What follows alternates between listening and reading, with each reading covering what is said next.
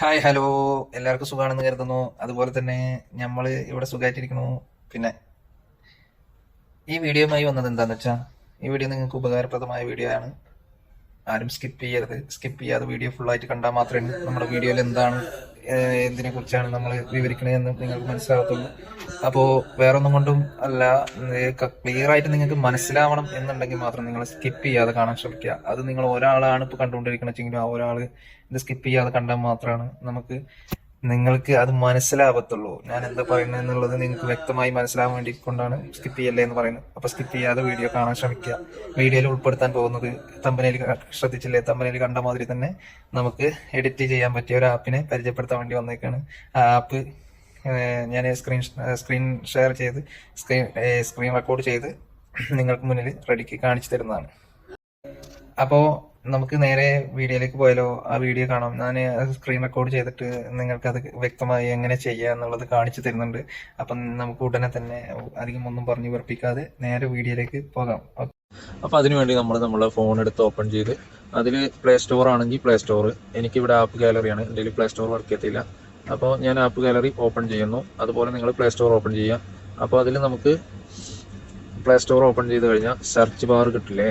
Search ബാറിൽ നമ്മൾ Malayalam image editor എന്നടിച്ചു കൊടുക്കുക. മലയാളം എന്നടിക്കുമ്പോൾ തന്നെ അത് ഓപ്പൺ ആയിട്ട് വരും. നമുക്ക് കണ്ടോ, Malayalam text image, Malayalam text image എന്ന ആപ്പ് ഡൗൺലോഡ് ചെയ്ത് വെക്കുക. ഞാൻ ഓൾറെഡി ഇവിടെ ഡൗൺലോഡ് ചെയ്ത് വെച്ചിട്ടുണ്ട്, അതാണ് ഗെറ്റ്. അപ്പോൾ എന്തായാലും നിങ്ങൾ ഡൗൺലോഡ് ചെയ്തിട്ടില്ലാത്തവർ ഡൗൺലോഡ് ചെയ്തെടുക്കുക. മലയാളം ടെക്സ്റ്റ് ആൻഡ് ഇമേജ് ആ ആപ്പ് ഡൗൺലോഡ് ചെയ്തെടുത്തിട്ട് പിന്നെ നമ്മൾ ആ ആപ്പിലേക്ക് വരിക. ബാക്കിലോട്ട് വന്ന് ആപ്പ് ഓപ്പൺ ചെയ്യുക.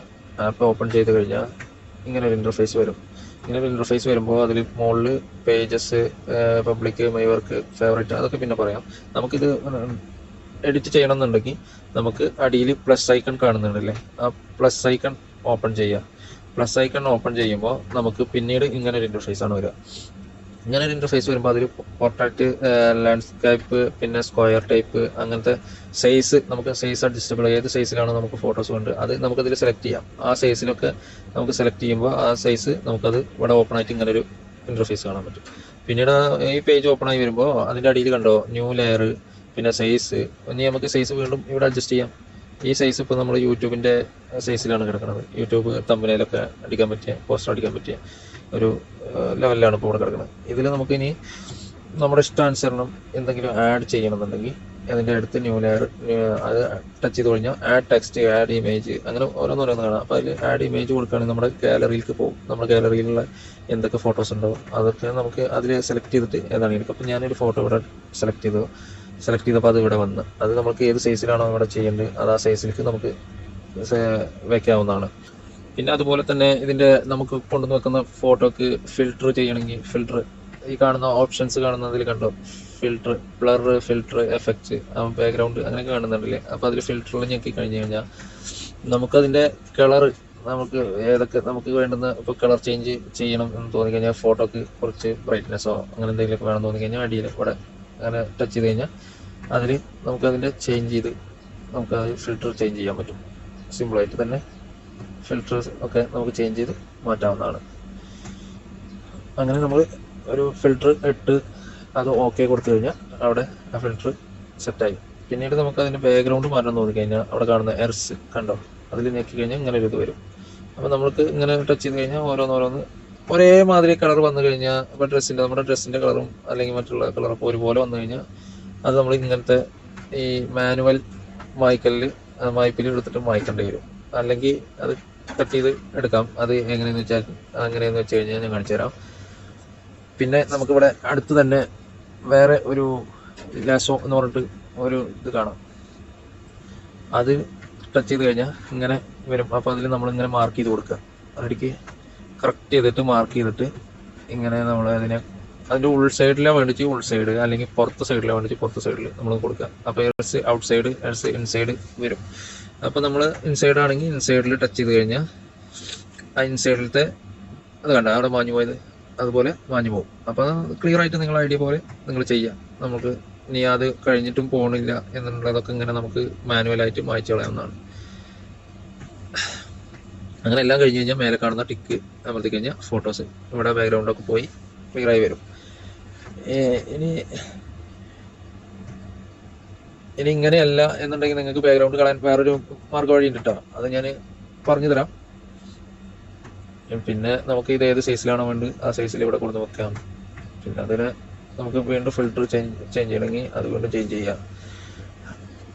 നമ്മൾ ഇതേമാതിരി തന്നെ ഗൂഗിളിൽ കയറിയിട്ട് ഇമേജ് BG റിമൂവ് എന്ന് അടിച്ചു കൊടുത്തു കഴിഞ്ഞാൽ ഫോട്ടോ അപ്ലോഡ് ചെയ്യാനുള്ള ഒരു പേജ് വരും. അതിൽ ഫോട്ടോ അപ്ലോഡ് ചെയ്ത് കഴിഞ്ഞിട്ട് ഓക്കെ കൊടുത്താൽ അതിന്റെ ഇത് നമുക്ക് സേവ് ചെയ്ത് കിട്ടും കേട്ടോ. റിമൂവ് ആയിട്ട് ബാക്ക്ഗ്രൗണ്ട് റിമൂവ് ആയിട്ട് ക്ലിയർ ആയിട്ട് കിട്ടും.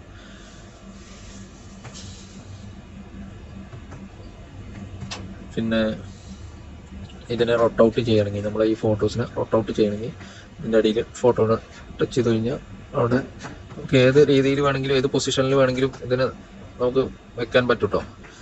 അതൊക്കെ ഇതിൽ സംഭവം നടത്താവുന്നതാണ്. എന്നിട്ടൊന്നും ക്ലിയർ വല്ലതും പോരാ, അത് തെറ്റിപ്പോയി എന്ന് തോന്നുകയാണെങ്കിൽ അതിൻ്റെ മുകളിൽ റോട്ട് ഔട്ട് ഓഫ് എന്ന് കണ്ടില്ലേ 0 എന്ന് അതിൽ ഞെക്കി കഴിഞ്ഞാൽ പഴയ മാതിരി തന്നെ ആവും. പിന്നെ അതിനൊരു കോപ്പി എടുക്കണമെങ്കിൽ അതിൽ നിന്ന് തന്നെ കോപ്പിയും ഇവിടെ അവൈലബിൾ ആണ് കേട്ടോ. നിങ്ങളിതൊന്ന് കയറി ചെയ്ത് വരുമ്പോൾ നിങ്ങൾക്ക് നിങ്ങളുടേതായ ഐഡിയയിൽ പലതും ചെയ്യാൻ നിങ്ങൾക്കൊരു കഴിവ് കിട്ടും കേട്ടോ. അതിനൊന്നും ഒരാളുടെയും ഇപ്പം അത്യാവശ്യം നമുക്ക് ഫോൺ യൂസ് ചെയ്യുന്ന ഒരു വ്യക്തിക്ക് സിമ്പിളായിട്ട് ചെയ്യാവുന്ന. ഇനിയിപ്പോൾ നമുക്ക് ക്ലിപ്പ് ആർട്സ് ഒക്കെ ചേർക്കണമെന്നുണ്ടെങ്കിൽ അതിൽ ഏത് വിധം വേണമെങ്കിലും നമുക്ക് ഇവിടെ ഉണ്ട് കേട്ടോ. ബർത്ത്ഡേക്കോ അല്ലെങ്കിൽ മറ്റുള്ള ഫങ്ഷൻസിനൊക്കെ യൂസ് ചെയ്യാവുന്ന ക്ലിപ്സുകൾ, അതായത് ചെറിയ ചെറിയ സ്റ്റിക്കർ ഐറ്റംസ് ഒക്കെ നമുക്ക് ആഡ് ചെയ്യാം. സ്റ്റിക്കറൊക്കെ കളർഫുള്ളായിട്ട് ആഡ് ചെയ്തിട്ട് നല്ല ലെവലിൽ അടിക്കാം കേട്ടോ. അതുപോലെ തന്നെ വല്ല ആനിമൽസ് അങ്ങനത്തെ ഫോട്ടോസൊക്കെ ഉണ്ടെങ്കിൽ നമുക്ക് ആഡ് ചെയ്യാവുന്നതാണ്. അതൊക്കെ സിമ്പിളായിട്ട് തന്നെ ആഡ് ചെയ്യാൻ കാണിച്ചു തരാം. ഇപ്പോൾ നമ്മളിവിടെ ഒരു പുലിനെടുക്കാം. ഇപ്പോൾ സെലക്ട് ചെയ്തു ഇവിടെ കൊടുക്കുന്നു, ഇങ്ങനെ വെച്ച് എവിടെ വേണമെങ്കിൽ നമുക്ക് ഏത് പൊസിഷനിൽ വേണമെങ്കിൽ അതിനെ റൊട്ട് ഔട്ട് ചെയ്തിട്ടോ നമുക്ക് അങ്ങനെയൊക്കെ ചെയ്യാവുന്നതാണ് കേട്ടോ. അപ്പോൾ സിമ്പിളായിട്ട് നമ്മൾ ഇതിനൊന്നും വേറൊരു ആപ്പ് ഡൗൺലോഡ് ചെയ്യേണ്ട ആവശ്യമില്ല. എല്ലാം ഈ ആപ്പിൽ തന്നെ നമുക്ക് അവൈലബിൾ ആണ്. അപ്പോൾ അങ്ങനെ നമുക്കത് ഇനി വേണ്ട തോന്നിക്കഴിഞ്ഞാൽ അതിനെ ഡിലീറ്റ് ചെയ്യാം കേട്ടോ. ഡിലീറ്റ് ചെയ്യാവുന്ന ഓപ്ഷൻസും ഉണ്ട്. അപ്പോൾ അങ്ങനെ വീണ്ടും വരിക. നമുക്ക് ബർത്ത്ഡേയുടെ വല്ല ഓപ്ഷൻസ് വേണമെങ്കിൽ അതും ഇവിടെ ഉണ്ട്. ഒന്നും നമ്മൾ വേറൊരു ആപ്പിൽ പോയി തിരഞ്ഞെടുത്തിട്ട് വരുമൊന്നും വേണ്ട. അതൊക്കെ ഇവിടെ കൊടുന്ന് ആഡ് ചെയ്യാവുന്നതാണ്. എല്ലാം ഒരുവിധം ഏറെക്കുറെയൊക്കെ അവൈലബിലിറ്റി ആണ് ഇതിൽ. എഡിറ്റ് ചെയ്യാൻ പറ്റുന്ന ഏറെ അത്യാവശ്യത്തിന് വേണ്ടുന്ന എല്ലാവിധ ഐറ്റംസും ഇതിൽ തന്നെ നമുക്ക് അവൈലബിൾ ആണ്. അതാണ് ഞാൻ ഈ ആപ്പിനെ കുറിച്ച് നിങ്ങൾക്ക് പരിചയപ്പെടുത്താൻ കാരണം. ഏത് അതിൽ തന്നെ ട്രോൾ പോസ്റ്റ് ഒക്കെ ചെയ്യണമെന്നുണ്ടെങ്കിൽ നിങ്ങൾക്ക് ഇഷ്ടംപോലെ അവൈലബിലിറ്റി ഉണ്ട് ഇതിൽ. ബാക്ക്ഗ്രൗണ്ട് ചേഞ്ച് ചെയ്യാനും ഇനിയിപ്പോൾ അതുപോലെ തന്നെ നമുക്ക് അത് റിമൂവ് ചെയ്തിട്ട് ഇനി നമുക്ക് ഇവിടെ നമുക്ക് ഇനി ഇതിൽ ടെക്സ്റ്റ് ആഡ് ചെയ്യണമെങ്കിൽ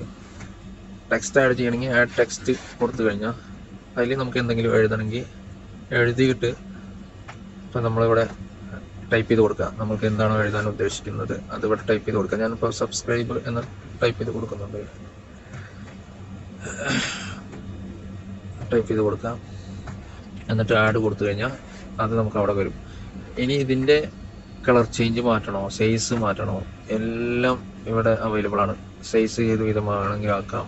പിന്നെ അതുപോലെ തന്നെ ഔട്ട്ലൈന് കൊടുക്കാൻ, ഔട്ട്ലൈനൊക്കെ സിമ്പിളായിട്ട് നമുക്ക് കൊടുക്കാൻ പറ്റണം. ഉണ്ടാവും ഔട്ട്ലൈനും കയറി വരും. പിന്നെ കളർ ചേഞ്ച് ചെയ്യണമെങ്കിൽ ഏത് വിധം കളർ ചേഞ്ച് ചെയ്യണമെങ്കിൽ കളർ ചേഞ്ച് ചെയ്യാം. നമുക്ക് എങ്ങനെ വേണമെങ്കിൽ ഫോട്ടോ സ്റ്റുഡിയോയിലൊക്കെ ഫോട്ടോ എഡിറ്റ് ചെയ്യാൻ കണ്ടിട്ടില്ലേ, അതേ ഓപ്ഷൻസ് ആണ് ഇതിലുള്ളത്. ഇനിയിപ്പോൾ നമുക്ക് ഇതിൻ്റെ ഫൗണ്ട് മാറ്റണമെങ്കിൽ, അതായത് നമ്മൾ എഴുതിയിരിക്കുന്ന ഒരു ഇത് നമുക്ക് വേറെ രീതിയിൽ, നമുക്ക് ഏത് രീതിയിലാണോ നമുക്ക് ഇഷ്ടപ്പെടുന്ന ഇതിൽ സ്റ്റൈൽ അതിന് മാറ്റി കൊടുക്കാം. അതിന് ഫൗണ്ട് ചേഞ്ച് ചെയ്ത് കൊടുക്കുക. അതിന് ബെൽറ്റിൽ നമ്മൾ ഡൗൺലോഡ് ചെയ്ത് വെച്ചത് വരും. ഇനിയിപ്പോൾ പുതിയത് വേണമെങ്കിൽ ഡൗൺലോഡ് ചെയ്യണമെങ്കിൽ അതും നമുക്ക് അവൈലബിൾ ആണ്. ഇതിൽ ഏതെങ്കിലും രീതിയിൽ വേണമെന്നുണ്ടെങ്കിൽ അതിൽ ടച്ച് ചെയ്ത് ഡൗൺലോഡ് ചെയ്ത് കൊടുത്തു കഴിഞ്ഞാൽ അത് അവിടെ വരുന്നതാണ്. അപ്പോൾ ആ ലെവലിലൊക്കെ നമുക്ക് ഞാനിപ്പോൾ അത്യാവശ്യത്തിന് ഇവിടെ ആക്കി വെച്ചിട്ടുണ്ട്. അപ്പോൾ ഇതൊന്ന് നമുക്ക് സെലക്ട് ചെയ്ത് എടുക്കാവുന്നതാണ്. അതവിടെ ലെവലായിട്ട് അതുപോലെ വരും. അതിൻ്റെ സൈസ് ചെറുതാക്കാനും വലുതാക്കാനും എല്ലാവിധ ഐറ്റംസിനും ഓപ്ഷൻസ് ഇതിൽ തന്നെ, വേറൊരു വൃത്തിയിൽ പോവാതെ നമുക്ക് ഇതിൽ തന്നെ കറക്റ്റായത് സിമ്പിളായിട്ട് എഡിറ്റ് ചെയ്യാവുന്ന ഒരു ആപ്പാണിത്. പിന്നെ നമുക്ക് ഇതിൻ്റെ ബാക്ക്ഗ്രൗണ്ട് കൊടുക്കണമെങ്കിൽ അതിനും ഓപ്ഷൻസ് ഉണ്ട്. നല്ല കളറുകൾ നമുക്ക് സെലക്ട് ചെയ്തിട്ട് നമ്മുടെ ഇഷ്ടാനുസരണം കൊടുക്കാം. മൾട്ടി കളർ വരെ കൊടുക്കാം കേട്ടോ. അതിനൊക്കെ പറ്റിയ ഓപ്ഷൻസ് ഇതിലുണ്ട്. അതിൻ്റെ ഇനിയിപ്പോൾ ആ ബാക്ക്ഗ്രൗണ്ട് വേണ്ട എന്ന് തോന്നിക്കഴിഞ്ഞാൽ നമുക്കത് ബാക്ക്ഗ്രൗണ്ട് റിമൂവ് ചെയ്യാനും എല്ലാത്തിനും ഒരു നമ്മുടെ ഐഡിയ അനുസരണം നിങ്ങൾ ചെയ്തു വരുമ്പോൾ നിങ്ങൾക്ക് ഓരോ ഐഡിയകൾ ഉണ്ടാവുമല്ലോ, ഓരോ വ്യക്തിക്കും ഓരോ വ്യക്തിയുടെ കഴിവുകൾ ഉണ്ടാവുമല്ലോ, അതിനനുസരിച്ച് നമുക്ക് ഇവിടെ ചെയ്യാൻ പറ്റുന്ന ഓപ്ഷൻസ് ഇതിലുണ്ട് കേട്ടോ.